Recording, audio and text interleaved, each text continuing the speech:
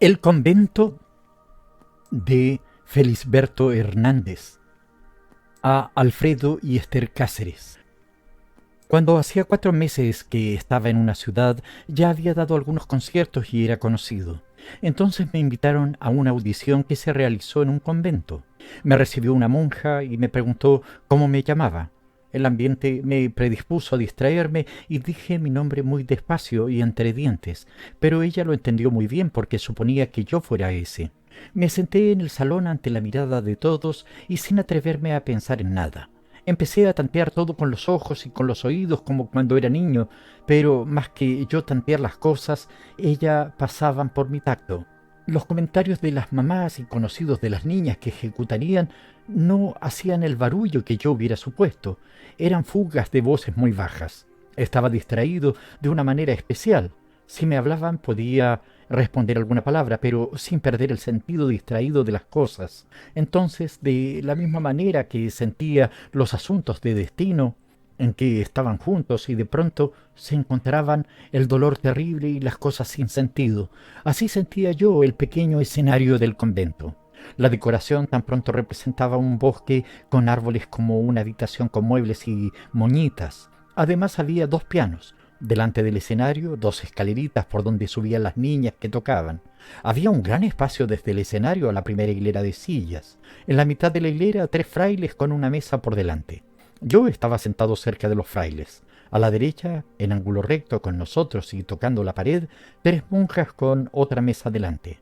De ahí hasta el escenario, 2 bancos con niñas uniformadas. A la izquierda, otros 2 bancos con niñas. Ese espacio que rodeaban las niñas y nosotros tenía mucho carácter. Yo había empezado a suponerme cómo sería el efecto de todo eso para las personas que lo habían dispuesto así. Seguramente que habrían dado lo mejor de ellas y habrían tenido momentos de emoción al ocurrírseles y al haberlo realizado. También habrían visto la imperfección de algunas cosas y sabrían que los demás también lo verían, pero tendrían que perdonarlo porque si el interés no estaba allí, estaría en otro lado. Todo eso era convencional. Esa convicción tendría que ser tan general y tendrían que contribuir todos a entenderlo con tanta naturalidad como cuando entre 2 actores que hablan al público en voz alta, uno expone un proyecto en contra del otro. Se sabe que si lo oye el público, con más facilidad lo oiría el otro, pero es convencional suponerse que el otro no lo oye. Yo empezaba a suponerme el poemita que sentirían los que contribuyeron a todo aquello. Me sentía con una rarísima y sincera inferioridad al ambiente.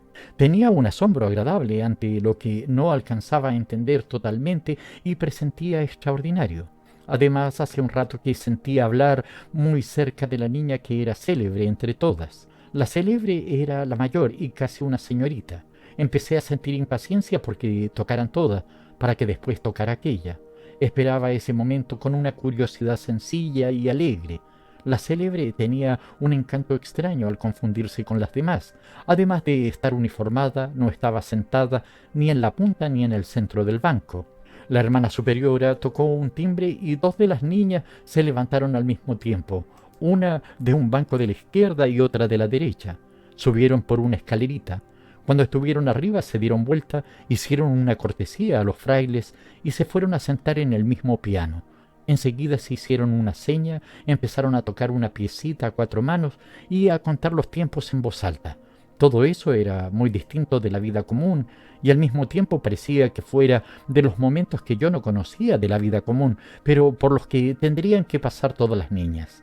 Y entonces sentía algo tan respetable como sentiría al principio de una enfermedad o de un dolor. Cada niña al hacer su cortesía quería hacerla con gracia y ser agradable. Ahí empezaba a mostrar el principio de su estilo como actriz de la vida, y a lo mejor la que tenía menos gracia, la que su estilo no coincidía con mi placer, un día sería extraordinaria y asombraría al mundo. Había algunas que al tocar me hacían sugerir un misterio rudo y torpe que no tenía nada que ver con el esfuerzo que hacían para no equivocarse. Me había ocurrido lo mismo una vez que vi comer a un negro forzudo. Parecía que el movimiento de las mandíbulas y de los músculos de la cara le excitara un silencio de pensamientos torpes y misteriosos. Después tocó la célebre. Era la más adelantada, tocaba con más naturalidad que las demás, y del espíritu de sus movimientos y de su personita surgía un encanto parecido a su posición en el banco. No era en ninguna de las puntas ni en el centro.